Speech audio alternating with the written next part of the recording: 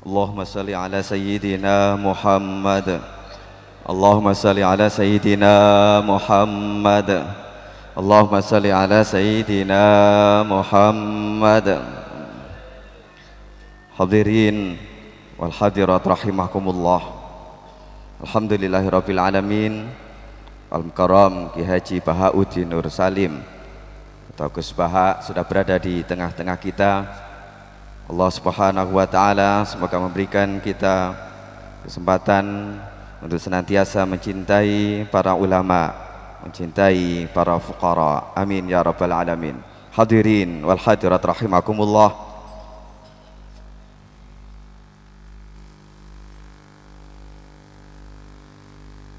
Mau'izatul hasanah yang pertama akan dihaturkan oleh Al-Mukarram Ki Haji Bahauddin Nur Salim dari Rembang. Allahumma salli ala sayyidina Muhammad. Allahumma salli ala sayyidina Muhammad.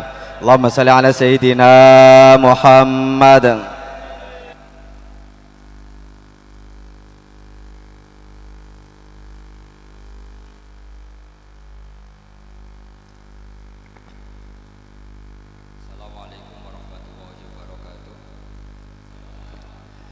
Bismillahirrahmanirrahim. Allahumma sholli wa sallim ala sayyidina Muhammadin wa ala alihi wa sahbihi asma'in. Nama ba'du. Yang sangat kita hormati Ki Haji Jamal, semua keluarga. Yang sangat saya hormati Habib Muhammad Anis bin Syahab sedanten yang hadir, terutama Nyai Munjidah Wahab selaku Bupati Jombang yang sangat saya hormati. Sebelumnya saya minta maaf karena ini nanti ngaji hanya 20 menit karena saya dari awal itu tidak punya kemampuan ngaji umum. Saya ingat saya ngaji umum ini yang ke 9 atau 8, belum pernah. Karena apa ya, masa Rasulullah jadi Nabi itu 23 tahun terus sampean ingin ngaji paham dalam 1 jam, itu keangkuhan menurut saya. Jadi Rasulullah itu jadi Nabi itu 23 tahun. Tapi orang ingin memahami Islam, nyewa kiai, diatur lagi, itu kalau nggak pernah sepuh itu dosa, itu jelas itu. Itu 1 jam ingin paham. Saya punya sekian cerita, ini Maulidur Rasul Sallallahu Alaihi Wasallam. Itu dulu zaman Nabi itu ada ayat yang Jibril jauh-jauh dari langit turun ke bumi hanya membawa 1 kalimat. Sehingga syarat seorang mufassir itu termasuk tahu pertanyaan kalimat apa yang hanya 1 diturunkan Jibril, yaitu kalimat minal fajr. Jadi dulu awal-awal Islam itu ada ayat kamu makan wakulu washrobu hatta yatabayyana lakumul khaytul abyadu minal khaytil aswad. Jadi kalau malam puasa itu orang boleh makan selagi melihat benang putih sama benang hitam itu belum kelihatan. Tapi kalau sudah kelihatan mana yang hitam, mana yang putih, berarti otomatis imsak. Itu sahabat entah saking lugunya, itu ya benar-benar masang benang hitam sama putih, dia makan. Nanti 1 jam dari makan misalnya diintip lagi, kok belum kelihatan, makan lagi. Mungkin yang istrinya cantik ya kumpul istrinya lagi, kalau tidak cantik ya sudah tidak usah mungkin. Sampai itu jadi perilaku sahabat berhari-hari. Ketika dilaporkan ke Rasulullah, Rasulullah itu tertawa-tawa. Kok ada begitu? Baru Jibril datang menerangkan minal fajr.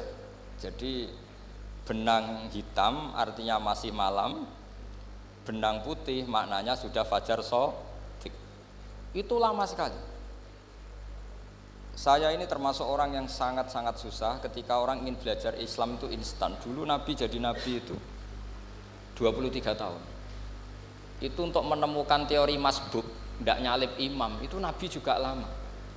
Jadi dulu sahabat itu kayak anak-anak kecil zaman saya kecil, itu kalau imam sudah rakaat ketiga atau rakaat keempat, itu kalau orang-orang desa kan langsung takbir, terus dia sholat sampai 3 rakaat nyalip siapa? Imam. Nanti di rakaat keempat baru sama imam salam dia ikut salam. Itu hebat betul itu. Itu sama sekali nggak salah. Kalau ditanya, lo kok ikut salam? Kan sudah sama-sama 4 rakaat karena imamnya dia apa? Disalib. Jadi dia takbir terus tahu imamnya rakaat ketiga atau keempat terus nyalip sampai ke rakaat yang sama. Nanti salamnya bareng-bareng imam. Itu dulu sahabat ya gitu. Kalau Rasulullah sudah di rakaat keempat atau ketiga langsung mereka takbir Allahu Akbar nyalip.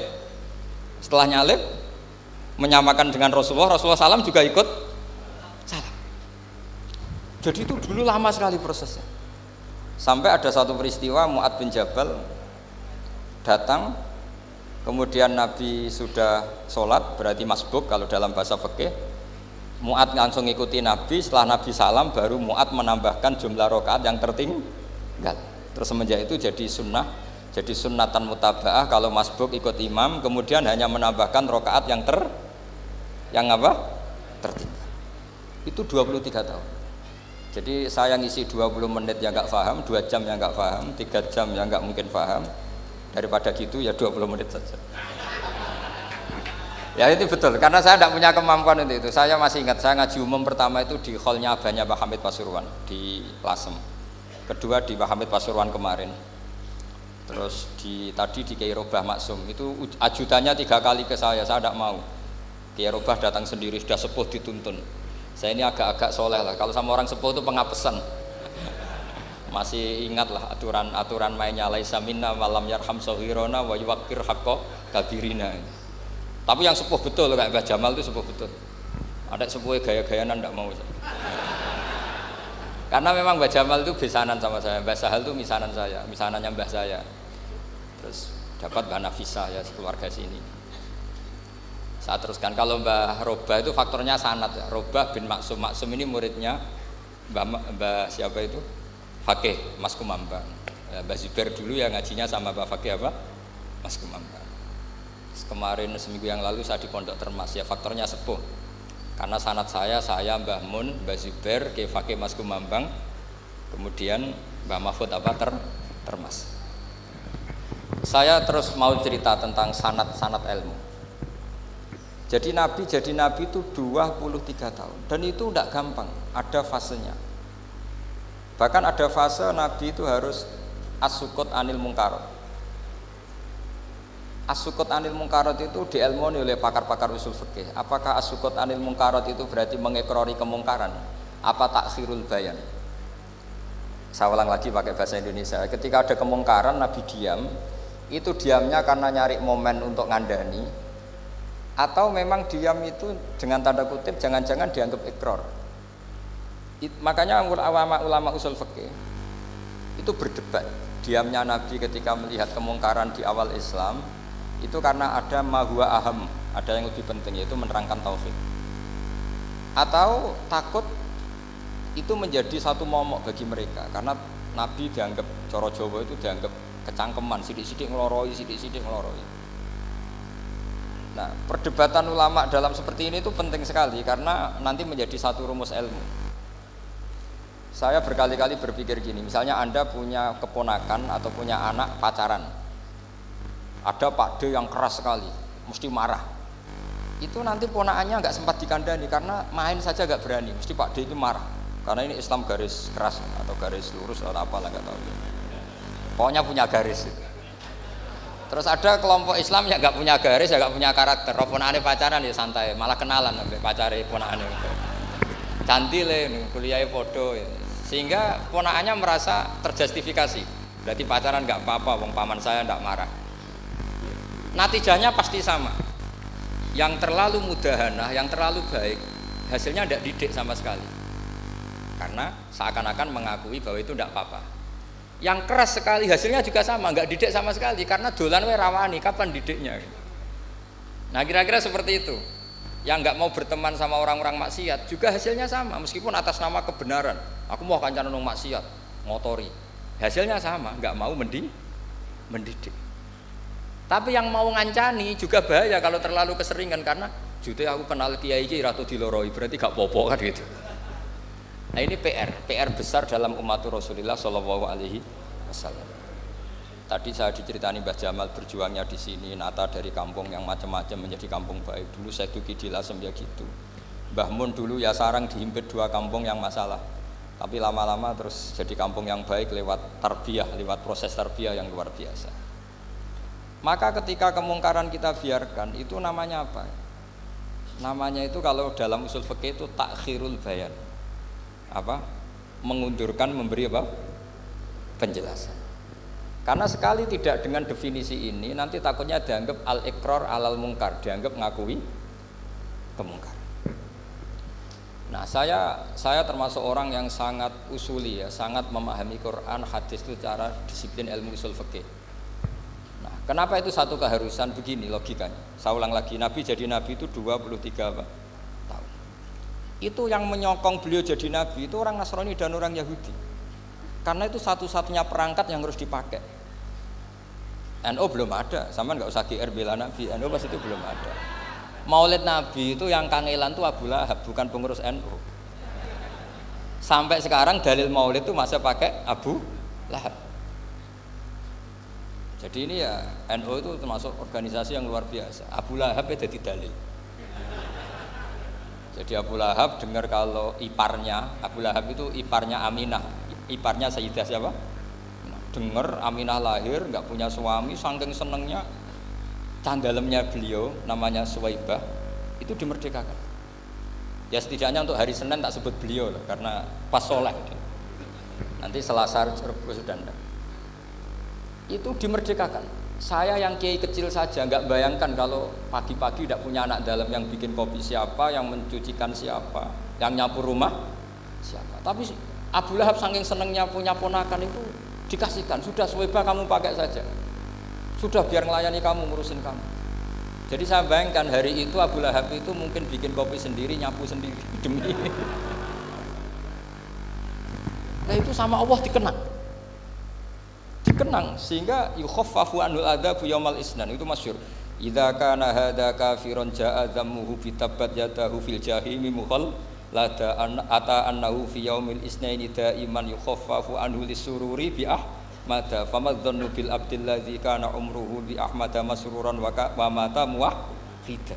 Ini Abu Lahab yang kafir, hormat Maulidur Rasul saja dapat takhfiful adab, apalagi yang mukmin. Jadi itu satu-satunya dalil Maulid, itu dalilnya Abu Lahab.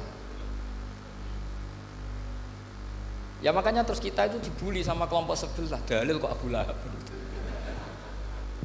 Tapi saya pastikan awal Islam itu yang menjadi perangkat nubuwah itu hanya Yahudi dan Nasrani. Karena yang lainnya nggak tahu Nabi itu apa. Saya beri sedikit cerita. Nabi itu umur, anggap saja kita ikut kaul yang 12 tahun saja. Sebetulnya ada beberapa perdebatan, yang ada yang bilang 9, ada yang bilang 12. Tapi yang debat tidak usah didengerin, sama-sama nggak tahu kok ngotot. Kadang orang debat ya lucu, sama-sama nggak tahu kok ngotot. Anggap saja 12. Nabi datang ke Syam. Syam itu ya sekitar Syria, Lebanon, Palestina, itu Syam. Itu pertama yang tahu kalau beliau Nabi itu ya rohib. Rohib itu terjemahnya ya pendeta. Rohib, Bukhaira nemuin Abu Thalib, itu siapa? Ini anak saya. Terus ditanya lagi, ini siapa? Ini anak saya. Sampai 3 kali. Terus sampai Abu Thalib itu agak tersinggung. Memangnya masalahnya apa kalau dia anak saya? Terserah Ibu Bukhaira bilang gini, semua alamat Nabi pada anak ini itu ada semua, kecuali kecelakaannya satu, anak kamu. Loh memangnya masalahnya apa? Karena alamatnya Nabi di Taurat dan Injil itu yatim, sementara ini punya bapak kamu, ini masalah. Jadi dilihat macanya sudah memenuhi kriteria, semua memenuhi kriteria, kecuali satu, karena punya bapak Abu. Akhirnya Abu Thalib ngaku, enggak, ini enggak anak saya, ponakan saya. Akhirnya diketahui kalau ini benar-benar calon Nabi. Pertama yang tahu siapa? Pendeta. Karena yang punya khazanah kitab samawi itu ya para orang Nasrani dan Yahudi. Sehingga Al-Quran meskipun pada akhirnya ngeritik Yahudi Nasrani itu, tapi nggak bicarakan Yahudi dan Nasrani. Karena satu-satunya yang masih punya kitab samawi itu Yahudi dan Nasrani, meskipun sebagiannya sudah dirubah-rubah. Alamat pertama itu seperti yang diceritakan di berjanji, afi ainaihi humratun, matanya dilihat. Terus perlakuan pohon, saya pernah di pohon itu, pohon nubuah, itu umurnya ribuan tahun. itu kalau Nabi duduk misalnya di arah barat, matahari dari barat, normalnya akan kena kesetrong matahari. Itu yang rubah itu dahannya. Jadi Nabi itu orangnya lugu, duduk aja nggak mau mikir. Memang syaratnya Nabi itu nggak boleh mikir, harus ummi itu lugu. Nggak boleh Nabi mikir besok makan apa, terus jabat apa, itu nggak boleh. Itu udah Nabi itu, maklar itu. Nabi itu nggak boleh mikir. Makanya Quran nyifati Nabi itu makun tata drimal kitab walal iman. Kami itu tidak tahu kitab itu apa, iman itu apa. Jika Nabi itu nggak bisa jumpa pers, nggak bisa. Nabi kok memaklumatkan wah saya tadi malam, nggak bisa. Nabi itu justru bagus keliru pertama jadi Nabi. Nabi pertama ketemu Jibril itu dikira malakul maut, dia lari ketakutan. Zamiluni Khadijah, saya ini takut, itu tadi ada malakul maut, saya takut. Sama Khadijah dikemulin. Jadi Nabi itu nggak tahu kalau itu malaikat siapa? Jibril. Jibril nggak bisa dia kenalan kayak di seminar. Ini malaikat Jibril pernah kuliah di sini, nggak bisa seperti itu. Jibril itu ya aneh. Pertama ketemu Nabi, Iqra ya Muhammad, kamu harus baca ini. Kata Nabi, Nabi Qur'an, saya tidak bisa baca. Harus bisa. Dipaksa sampai 3 kali. Nabi tetap jawab, saya tidak bisa baca.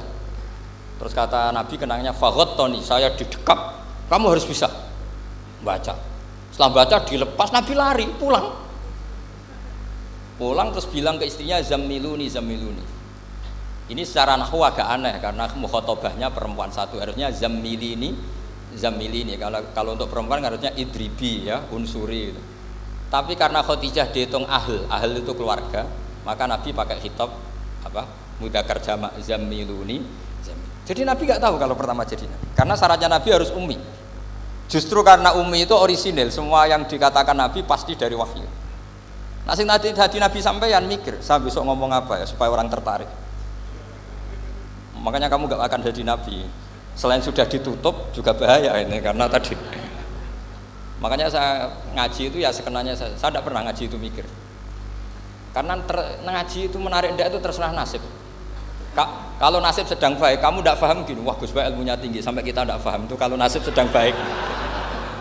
Kalau nasib tidak baik, ngomong sudah enak apa, sebulet tuh. Jadi sebetulnya ini masalah qalb. Allah yang muqallibal qulub. Kayak kamu kelihatan serius itu kalau nasib sedang baik dianggap pemikir.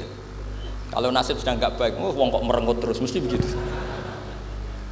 Kalau kamu nasib baik, sering guyon, mesti orang komentarnya alhamdulillah itu ceria, gampang syukur. Kalau nasib nggak baik, kiai kok guya-guyu, ora jelas kan gitu. Sehingga Nabi itu memang nggak boleh mikir. Sehingga diistilahkan makun tadri mal kitab walal iman. Kamu itu tidak tahu Muhammad, kitab itu apa, iman. Justru itu bagus. Nggak tahu itu bagus kalau untuk Nabi. Kalau untuk apa? Sehingga orisinil datang ke Khadijah, Zamiluni. Jawabannya Khadijah lucu. Kamu betul ketemu orang seperti ini ke makhluk ya seperti ini nih. Iya kata Nabi. Itu Khadijah itu kacaunya bukan main. Khadijah itu kacau.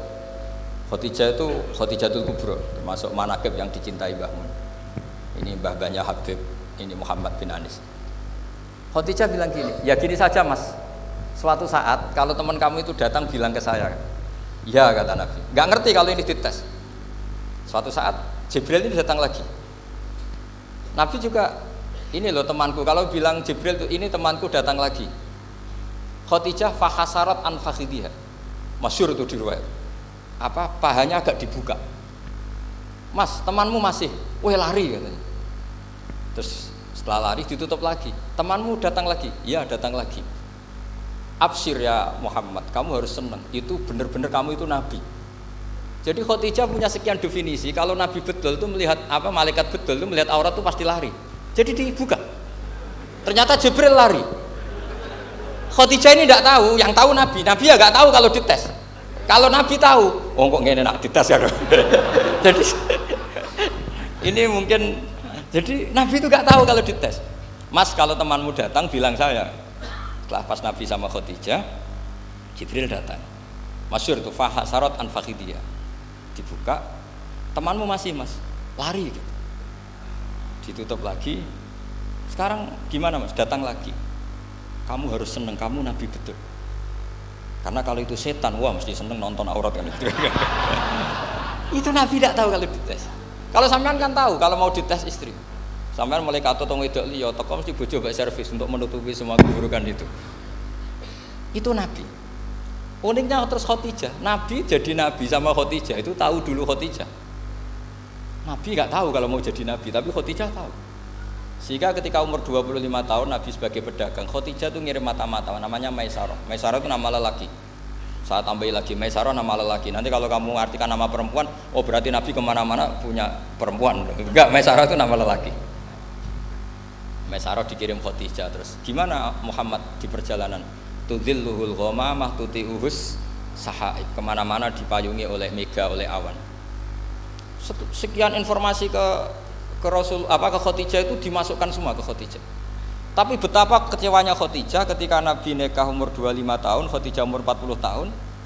Itu kok gak jadi Nabi. Itu mulai kecewa iki sido dadi Nabi ta ora. Makanya ketika tahun ke-40, berarti Nabi umur 40, cerita ketemu tadi Jibril, sebenarnya Nabi nggak tahu itu Jibril, nggak bilang Jibril. Itu Khadijah senangnya bukan main, karena apa yang dibayangkan dia terjadi. Fawwah la yuzika wa abadan innaka la tasilur rahim wa tahmilul kalla wa taksibul maqdud wa taqridu fa wa tu'inu ala nawaibil haq. Ini kalau istilah bahasa Pak Said Akil, syarat jadi Rais Suriah harus hafal katanya gitu. Sono-no, syaratnya jadi ulama. Saya ini jadi ulama sebelum di NU. Makanya kata Mbah Mun dulu guyon kiai ono loro, ono kiai sing ning NU, berarti kiai sik lagi ning NU. Ono sing kiai NU nek gak pengurus NU ora dadi kiai gitu kan. Itu guyonannya Mbah Mun. Akhirnya Khadijah itu sempurnanya bukan main karena pernah ragu 15 tahun. Kan dari umur 25 sudah yakin kalau ini nabi, kemudian enggak tahu bukti berikutnya. Makanya terus ini jadi nabi enggak. Setelah umur 40 benar-benar Nabi, paginya diajak ke Waraqah bin Naufal, masih pernah paman sama Khadijah. Ya Ami, ini ibnu akhika mau cerita. Terus Waraqah ini Nasrani. Di kitab Bukhari disebut wa kana imro'an tanassara fil jahiliyah wa yaktubu Injil bil Ibraniyah masyaallah ayaktub. Jadi Waraqah itu penginjil, pendeta. Tapi nanti loh, kamu jangan salah paham. Terus kayak pendeta sekarang ada periode di mana Injil masih asli dan ada periode ini yang sudah muharraf. Itu kan ya itulah khasnya ulama sudah. Akhirnya Waraqah tanya, kamu ngomong saja ya ibn akhi, manggilnya seperti itu. Akhirnya Nabi cerita ketemu Jibril, sebenarnya beliau nggak tahu itu Jibril cerita. Terus kata Waraqah, hadan namus alladzi ja'a bi Musa. Masih pakai bahasa namus, hadan namus alladzi ja'a bi Musa. Itu namus semacam malaikat yang mendatangi Musa. Terus uniknya Waraqah bilang gini, wa iyudrikni yaumuka ansuruka nasron mu'azzaron. Andaikan saya menemukan hari ketika kamu jadi nabi, akan saya bela mati-matian. Kapan itu paman? Khina yukhrijuka kaumu, ketika kamu diusir oleh kaum kamu. Nabi sebagai orang baik, makanya GR jadi orang baik itu ya boleh. Nabi sebagai orang baik itu tanya, awamu khrijiyahum. Kalau kiai-kiai mana nih awamu khrijiyah ana ta iku wong sing ngetokno ingsun hum ta kaumi. Masa saya nanti diusir kaum saya? Saya ini termasuk keluarga terhormat, perilaku saya baik. Masa saya nanti diusir? Terus kata Waraqah, tidak ada seorang pun yang jadi nabi kecuali nanti ngalami diusir. Jadi yang tahu mau diusir itu ya Waraqah. Nabi malah tanya, masa saya nanti diusir? Karena tadi syaratnya nabi harus ummi itu keibu-ibuan. Jadi nggak tahu. Tapi nggak tahu di Nabi itu sifatu madkhin, sifat pujian, bukan sifatu naqsin, sifat apa? Kekurangan. Akhirnya Nabi mulai sadar, wah ini jadi Nabi tenan kan gitu. Jadi makanya kitab Fathul Bari, sarahnya Bukhari, termasuk komentarnya Said Muhammad di beberapa kitab beliau, di Mafahim, di beberapa kitab. Kamu jangan terlalu fikih. Kalau terlalu fikih kan nggak boleh mempercayai omongan orang kafir, orang ahli kitab. Karena awailun nubuwah itu yang komentar semua ahli kitab. Awailun nubuwah itu yang tahu bahwa Nabi Muhammad calon nabi itu semuanya data dari ahli apa? Ahli kitab. Sudah akhirnya Nabi ketemu Jibril lagi yang turunkan ayat ya ayyuhal muddatsir qum fa'anzir wa rabbaka fakabbir wa thiyabaka fatahhir wa rujza fahjur wa la tamnun tastakfir wa li rabbika fasbir. Nabi mulai yakin ketemu Jibril. Setelah sering ketemu Jibril, Nabi ya dengan tanda kutip nggak tahu aturan mainnya lagi. Setiap ada pertanyaan bilang gini, sudah tak jawab besok. Mentang-mentang besok Jibril datang. Ternyata Jibril tidak datang. Sampai 40 hari. Akhirnya dibully sama umatnya. Mat jari iso jawab ternyata tidak bisa. Piye Jibril ora teko. Akhirnya diwarai meneh. Ngene lho carane dadi nabi, wala taqulanna lisein ini fa'ilun dzalika hudan illa ayasa. Jadi nabi, sudah kamu besok datang ke saya tak jawab karena nabi mentang-mentang besok mau konsultasi sama apa? Jibril. Ternyata Jibril tidak datang karena nabi lupa tidak mengatakan insya Allah. Kalau nabi itu tahu semua, pasti nabi mengatakan insya Allah dulu. Tapi nabi memang sebaiknya nggak tahu. Umi, justru itu wa ma yantiqu anil hawa in huwa illa wahyu yuha. Itu beberapa peristiwa. Sehingga syaratnya jadi wali, karena wali itu warasatul anbiya. Ya kudu rada goblok sithik-sithik. Enggak boleh wali kok cerdas, analisis enggak boleh. Wali kok delok TV ngrungokno pakar-pakar analisis. Iku ora wali, jadi maklar. Enggak boleh. Jadi misalnya yang menang Pak Jokowi atau Pak Prabowo, enggak boleh pakai Pak Jokowi petahana, wah segini, enggak boleh. Wali kalau ditanya yang menang Pak Jokowi Pak Prabowo, biadillah gitu aja. Itu urusan Allah. Itu alamatnya apa? Itu enggak penting, yang penting golek ridhanya Allah. Enggak menarik figur-figur seperti itu wali gitu. Sudah saya teruskan supaya clear ya masa Maulidur Rasul sallallahu alaihi wasallam. Itu kita tidak punya data kecuali dari ahli kitab. Yahudi lebih ngeri lagi.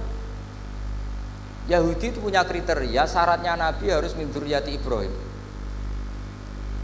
Ya makanya kitab yang paling disenangi Mbah Mun itu berjanji. Syaratnya Nabi harus min dzurriyyati Ibrahim. Lalu Muhammad itu siapa? Kok tahu-tahu Nabi? Dia itu orang Arab itu jahiliyah, wongnya goblok-goblok. Wah, akhirnya terus jadi polemik ilmiah kan. Akhirnya Nabi memaklumatkan diri kalau beliau min dzurriyyati Ibrahim. Dibuktikan Ibrahim pernah singgah di Mekah, yaitu fihi ayatum bayyinatum maqamu Ibrahim. Bahwa Ibrahim pernah hidup di Mekah ada buktinya, yaitu ada bekas kaki di dekat Ka'bah. Akhirnya Ibrahim meninggalkan Ismail. Ismail kecil kekurangan air, Hajar lari-lari nyari air 7 kali. Akhirnya jadi sa'i bena Safa wal. Ada sekian bukti kalau Ismail itu hidup di Mekah, menikah sama suku Jurhum. Akhirnya orang Yahudi mulai ngeper. Loh iya, Muhammad pantas jadi nabi. Ternyata orang Mekah turunan Ibrahim alaihis. Itu andekan orang Yahudi yang tidak komen, itu juga gak dilacak nasabnya Nabi. Gara-gara orang Yahudi komen, Nabi itu harus turunan Ibrahim. Kamu asal-usulnya gimana? Akhirnya Allah sendiri yang menjawab bahwa Nabi lahir dari Ibrahim. Padahal Ibrahim itu orang Palestina. Logikanya gimana? Ternyata Ibrahim pernah singgah di Mekah. Ada bekas kakinya, ada ritualnya yaitu lari bena Safa wal Marwah, menceritakan wal Marwah menceritakan apa? Ibrahim ketika nyari apa Siti Hajar ketika nyari apa? Itu disebut fihi ayatum bayyinatum maqamu Ibrahim. Maka berjanji itu kitab yang masalah madaih itu bagus secara tarikh. Jadi kitab madaih itu beda-beda. Ada yang kayak Habib Ali. Habib Ali itu lebih ke isek itu berontok. Jika saya suka baca Simtud Duror itu kalau pas isek, pas berontok. Berontok itu ya pas kangen Nabi, biasanya saya wudu terus baca Simtud Duror itu pas isek. Tapi kalau saya ingin baca sejarah suka berjanji. Kalau Habib Ali jelas isek. Yang duriannya sekarang di Solo termasuk Habib Muhammad bin Husain bin Anis bin Alwi bin Ali yang punya Simtud Duror. Jika kalau beliau baca sholawat ya sholatan yattasulu biha ruhul musalli alaihi bi. Fayam basitu fi qalbi siru nuri ta'alluqi bi wa hubbi. Fayuktabu biha bi inayatillahi nabu fi hisbi. Kalau berjanji enggak? Dia tahu problem utama Nabi itu nasabnya karena beliau orang Quraisy, orang jahiliyah yang dikira enggak punya darahnya Nabi Ibrahim. Maka beliau pertama ngarang diantaranya wa ba'du fa'aqul huwa Muhammad bin Abdullah bin Abdul Muttalib wasmuhu Syaibatul Hamdil Humidat Khisalusaniyah. Saya pastikan Muhammad cucunya Abdul Muttalib. Dia yang punya pintu yang mau masuk ke Ka'bah namanya Babu Bani Syaibah. Itu nama lain dari Abdul Muttalib. Terus diteruskan Abdul Muttalib bin Hasyim terus sampai wa adnanu bila raibin itadzawil ulumin nasabiyah ila dzabihi Ismail nisbatuhu wa muntan. Karena berjanji ingin ngomong, ingin memaklumatkan ini Muhammad. Kamu kira orang mana? Beliau adalah turunan Ibrahim. Kayak apa alimnya yang ngarang berjanji? Nah, saya berkali-kali ngomong di mana-mana. Lah berjanji itu nasibnya kurang baik. Dibaca bahasa Arab, yang baca nggak paham, yang dengar nggak paham. Akhirnya kubu sebelah dianggap baca mantra. Nah, terus dihukumi bid'ah kan? Coba kalau itu ditulis bahasa Indonesia. Nasab Muhammad, dia punya bapak Abdullah, punya mbah Abdul Muthalib gini-gini. Paling kubu sebelah tidak akan bilang bid'ah, mesti ngomong ini buku sejarah. Jadi gara-gara mbok waca bahasa Arab, sing maca ora paham, sing nyenggaki ora paham, terus koyok mantra. Sing kritik yo luwih ora paham. Sudah akhirnya. Jadi berjanji itu bela-belain Nabi itu yang dilihat sisi nasab. Makanya beliau ngendikan wa'adnanu bila raibin inda dzawil ulumin nasabiyah ila dzabihi ismaila nisbatuhu wa mut. Itu juga orang Yahudi. Akhirnya orang Yahudi banyak yang iman. Ternyata Muhammad itu udah orang lain. Sampai mereka bilang Muhammad minal asbab. Muhammad itu enggak lain saudara kita. Akhirnya orang Yahudi banyak yang iman. Jadi pertama Nabi jadi Nabi itu yang tahu ya orang Yahudi dan orang Nasrani karena mereka pasti punya sisa-sisa kitab samawi. Yaitu yang diceritakan Ka'bil Akhbar.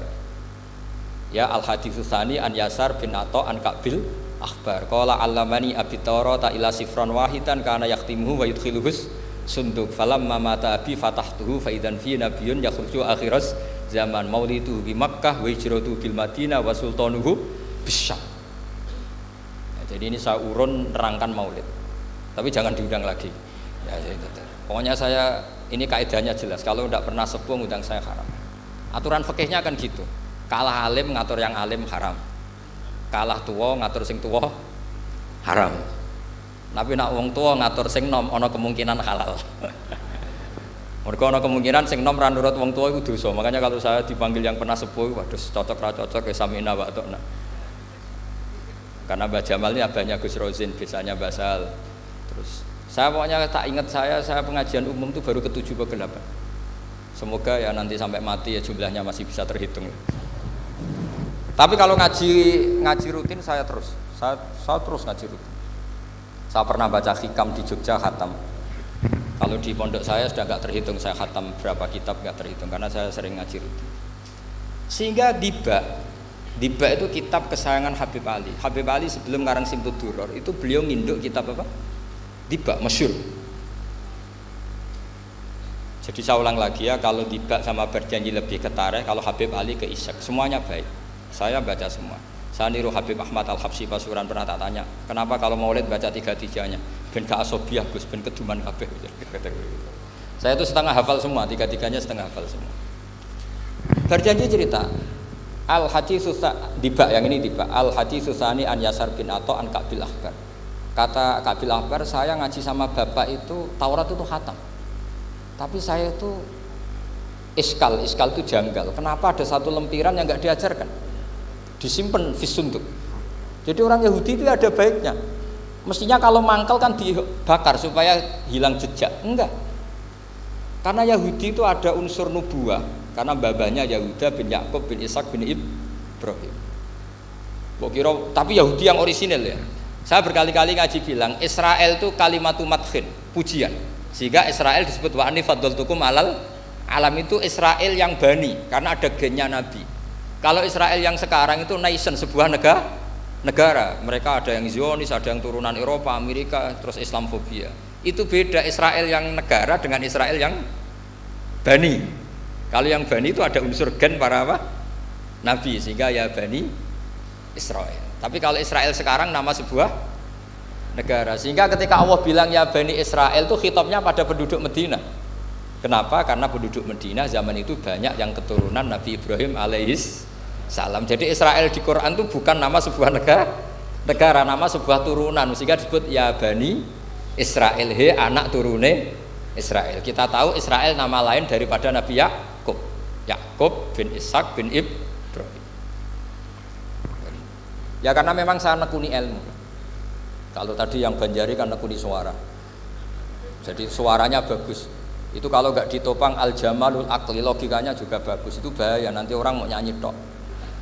Nah ini tak bantu. Tadi ada al-jamalul sauti, kebaikan secara suara. Ini tak bantu al-jamalul akli, kebaikan secara makna. Ya mestinya keren al-jamalul akli, karena al-jamalul sauti itu penyanyi dangdut bisa. Semua penyanyi bisa kalau suara bagus. Tapi kalau maknani tiba itu kalau tidak orang alim tidak bisa.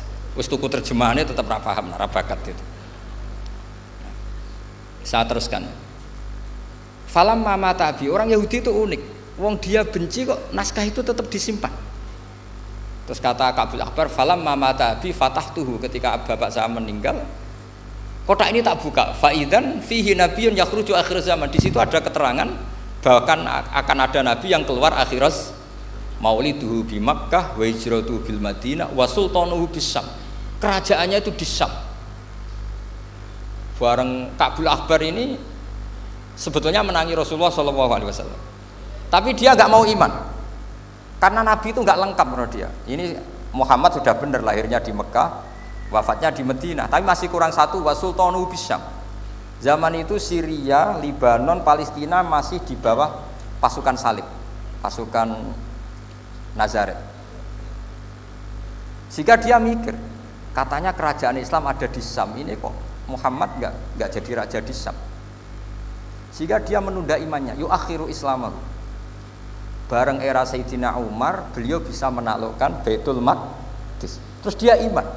Makanya imannya Kabul Akbar itu era Sayyidina Umar, karena sudah masuk definisi ketiga, wa sultanuhu bisyam, kerajaannya Nabi ada di Syam.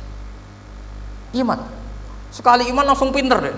Wong sedurunge baca kitab Samawi banyak. Sehingga Sayyidina Umar kalau mau tanya kitab Samawi ya tanya Kabul Akbar. Karena beliau itu Nabi sudah benar maulidu bi Makkah wa hijratu bil Madinah wa sultanuhu bisyam. Rasulullah ketika wafat atau intaqala ila rafiqil ala itu belum menangi Islam menaklukkan mana Palestina. Tapi Nabi itu kasef. Nabi itu nak kasef itu ya lucu. Makanya kalau ada kiai lucu itu ya anggap aja niru Nabi. Nabi itu lucu. Ada sahabat itu gak pati ganteng, pendek gak pati ganteng, namanya Surakoh. Itu digojlok sama Nabi. Surakoh, bagaimana kalau kamu suatu saat itu pakai tas itu apa? Mahkotanya raja Syam, raja Kaisar. Ya Surakoh ya dianggap Nabi guyon gitu aja. Nabi guyon aja. Singkat cerita, suatu saat Umar itu mengalahkan kerajaan itu, Kaisar itu dikalahkan Umar. Saking takutnya lari, mahkotanya itu jatuh disaksikan Surakoh. Terus ingat, dulu Nabi pernah ngendikan itu disuruh pakai saya. Akhirnya sama Surakoh dipakai. Ya tetap orang ganteng, orang ganteng. Itu. Padahal sudah pakai mahkota Kaisar. Barang setelah dipakai, kata Umar, ikhla'ha, itu dicopot. Mau saya pakai untuk Baitul Muslimin, untuk Baitul Mal. Kata Surakoh, bukankah Nabi ngendikan kalau ini yang pakai saya? Jawabnya Umar, innama yaqulu Rasulullah litalbisaha walam yaqul litamlikaha. Kata Nabi hanya ngendikan kamu disuruh pakai tapi tidak disuruh memiliki. Kayak apa Rasulullah kasefnya? Itu kata orang-orang yang pernah ke Turki. Saya belum pernah ke Turki, tapi saya hafal hadis sahih ini. Itu ditulis di masjid Turki itu, la taftahunnal Konstantiniyah. Kamu akan bisa mengalahkan pasukan Konstantinopel. Itu dikalahkan setelah 1000 sekian tahun dari wafatnya Nabi. Kayak apa kasefnya Nabi? Karena Nabi wa ma yantiqu anil hawa in huwa illa wahyu. Coba kalau Nabi kayak pengamat, ngomong apa yang kira-kira terjadi? Wah itu kan mesti keliru semua karena berdasar akal. Tapi kalau Nabi berdasar apa? Kasef. Kasef itu satu apa? Kenyataan yang dipertontonkan Allah Subhanahu wa taala. Terus kedua, alamat Nabi itu pakai sandi. Sandi itu sesuatu yang enggak jelas tapi menjadi jelas bagi ahlinya. Saya ulang lagi, sandi itu kayak sandi di militer itu. Atau sandi di KPK itu ada sandinya. Sandi itu ya kata sandi. Saya pernah diceritani Pak Busro Muqaddas ketika ketua KPK itu lucu. Wah, sandinya koruptor saya tambah kacau Pak. Itu kalau bilang uang itu kalau yang kemarin rame kan apel Amerika sama apel Malang. Kalau apel Amerika berarti US apa? Dolar, kalau apel Malang berarti apa? Rupiah. Setelah KPK tahu sandinya diganti Ustadz. Jadi koruptor kalau mau korupsi ini pun temannya. Loh ini Ustadznya sudah siap loh, kamu gak ikut pengajian. Itu sempat penyadap KPK itu gak mau ngecek. Masa orang pengajian dicek? Ternyata ya gak ada acara pengajian. Ustadz itu maknanya uang. koruptor saking ngerti itu disadap KPK itu sandinya gimana? Datang nggak ke sini, ini ustadznya sudah siap, ini ada pengajian. Hampir KPK itu nggak ngecek karena pengajian, ustadznya sudah siap. Setelah digerebek ternyata ustadz tuh sandi dari makna apa? Uang, gak kurang ajar itu ustadz katanya. Jadi kalau di sini ditangkap KPK berapa ustadz ini sudah? Ada Habibnya lagi, ada Habib Muhammad ini. Nah, Salman Al Farisi itu pemikir, dia orang Persia. Di mana-mana orang Persia itu pemikir. Persia itu kalau sekarang ikut Iran. Itu dia ngaji lama sekali sama pendeta-pendeta itu. Kebetulan dia punya pendeta yang belum muharraf, belum muharrif atau belum muharraf. Kalau muharrif orangnya, kalau muharraf itu kitabnya atau bukunya. Setiap dia ngaji sama pendeta dikasih tahu, terus kecewa beberapa kali, walhasil ketemu pendeta yang benar. Sudah, kamu tidak usah ngaji sama saya, kamu datang saja ke Yasrib, ke Madinah sana, Yasrib. Di situ Nabi akhir zaman sekarang sudah ada, katanya. Ini yang ngomong pendeta. Ya.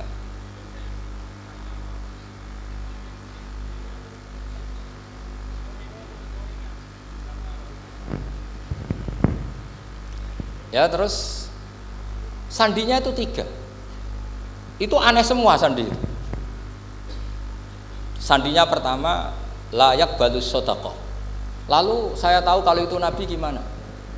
Pas itu posisi di Babylon. Babylon itu sekarang ikut Irak.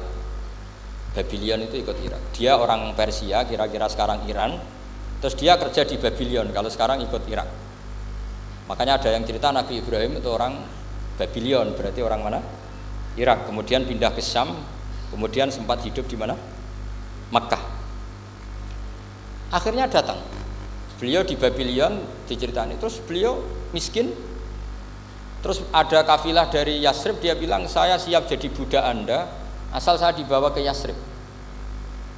Akhirnya Salman jadi budak. Jadi budak, dia di Yasrib jadi budak. Demi penelitian itu dia jadi budak. Padahal dia orang pinter sekali, namanya Salman Al Farisi. Setelah jadi budak, dia di Yasrib. Suatu saat dia kerja dapat ujroh itu upah. Datang ke Rasulullah. Ya Muhammad, manggilnya masih jangkar. Ya Muhammad, saya punya banyak uang. Kamu kan punya sahabat banyak, punya santri banyak. Ini tak sedekahkan ke kamu. Apa kata Nabi? Sahabat dipanggil semua.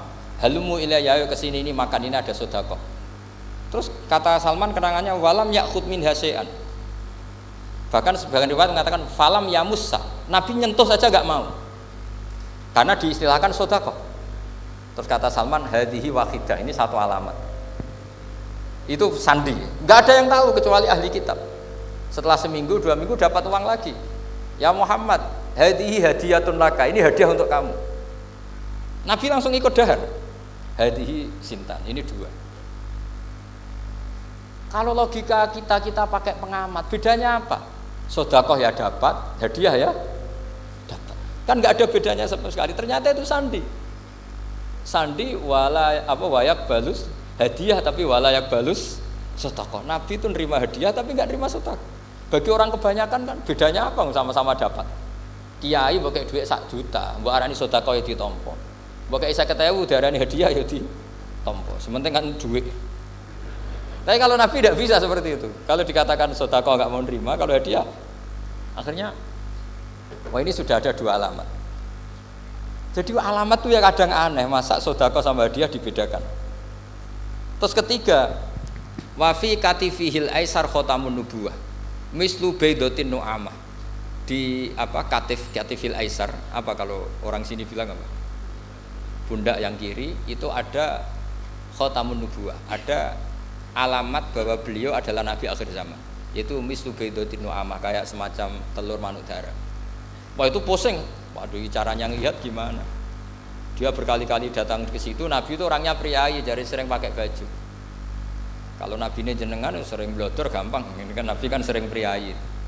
Tapi Nabi itu memang unik. Ketika Salman ke situ, pas beliau mau wudu, biasanya nggak pernah pakai buka baju. Nabi dibuka bajunya. Akhirnya Salman fa'aqabba alaihi, bersungkur di depan Nabi, kemudian mengatakan amantu bika ya Rasulullah. Karena ada 3 alamat. Lagi-lagi 3 itu juga didapatkan dari ahli kitab. Makanya di awal-awal Islam itu ahli kitab itu luar biasa. Meskipun akhirnya di akhir-akhir masalah karena banyak oknum yang mentahrif itu. Jadi saya mohon ilmu-ilmu seperti nggak boleh hilang. Jangan mentang-mentang orang Yahudi Nasrani sekarang sudah muharraf kamu terus anti sama sekali. Tetap ada sisa-sisa samawi karena mereka masih megang kitab apa? Samawi. Jadi kita fair saja, yang salah ya salah, yang benar gini apa? Benar. Makanya saking fairnya Nabi, ini harus ditiru oleh semua orang NU, orang Muhammadiyah, orang apa saja. Nabi itu kalau menghormati satu ilmu itu luar biasa. Kata Sayyidina Umar, saya ini punya naskah banyak Taurat karena naskahnya menarik ya Rasulullah. Ada sahabat lagi cerita begini-begini. Jawabannya Nabi apa? La tusaddiquhum wa la tukadzibuhum. Kamu ya jangan bilang iya, ya jangan bilang tidak. Kalau kamu bilang iya, ternyata yang pas muharraf, yang pas sudah ada orisinil. Kamu bilang, wah itu bohong semua, ternyata ada yang masih orisinil. Kayak apa Rasulullah hati-hatinya? La tusaddiquhum wa la tukadzibuhum. Kalau sekarang enggak, orang ekstrem, pokoknya salah. Kalau ndak kitab pokoknya salah. Iku ora ono hadise. Sing ono iku emosine, paham nggih? Jadi Nabi itu fair, kalau sesuatu enggak mesti ya la tusaddiquhum wala tukadzibuhum. Kamu ya jangan bilang iya, ya jangan bilang tidak. Waqulu amanna billah wa ma unzila ilaina. Jadi ini kebanggaan kita terhadap Rasulullah sallallahu alaihi wasallam. Terus persinggungan Nabi dengan Yahudi Nasrani itu unik. Terus diantara lagi yang ditulis itu wasallal qiblatain, dan Nabi pernah sholat di dua kiblat. Ternyata betul. Kita tahu Nabi sholat di Ka'bah, ketika di Madinah diminta sama Allah disuruh sholat ke Baitul Maqdis, dan itu kiblatu anbiya. Akhirnya orang Yahudi banyak yang iman karena sesuai definisinya wa annahu shalla al-qiblatain. Nah, alamat-alamat seperti ini orang sudah, lah itu dibak berjanji. Itu fasih betul menerangkan itu. Jadi saya bilang kalau Simtud Duror itu madainya isek luar biasa, brontonya Habib Ali. Sampai ketika beliau baca sholawat itu tidak kayak sampean. Sampean baca sholawat, sholawati sitok wis tanhalu bil uqadu wa tanfariju bil qurabu wa tuqdu bil hawa itu sholawat sing kena go nyaur utang, go kabul kajate wonya gitu. Sholawatnya sekali permintaannya panjang sekali. Kalau Habib Ali enggak, makanya saya suka sama sholat beliau. Sholatan yattasilu biha ruhul musolli alaihi. Dengan sholawat ini rohnya yang membaca sholawat sambung sama rohnya Rasulullah SAW. Barokahnya sambung menjadi mencintai. Barokahnya mencintai wayuk tabu biha di inayatillah fi hisbi. Barokahnya mencintai ditulis termasuk umatnya Rasulullah SAW. Nah sholawatnya sampean kan enggak seneng tan halu bil uqad, semua problem hilang. Watan fariju bil kurab, semua kesusahan hilang. Waktu bil hawa cek kabul kajate. Waktu nalu biro ghaib kasil sing seneng-seneng. Wis pokoknya sudah. Saya itu ya kadang iskalnya sholawati sitok jalukane cek akeh. Ya tapi itu tetap baik ya. Piro-piro tawasule mbek sholawat ra Gunung Kawi ngoten mawon nggih. Jadi tetap baik gitu. Tapi ya ndak kelasnya yang sholatan yatasilu biya ruhul musolli alaihi fi. Ini sudah sholawat isek. Pokoke butuhe sambung Kanjeng. Nah, sampean butuhe kabul. Jadi ya tidak apa-apa lah. Piro-piro tawasul mbek sholawat ora mbek Gunung Kawi. Ngoten mawon. Assalamualaikum warahmatullahi wabarakatuh.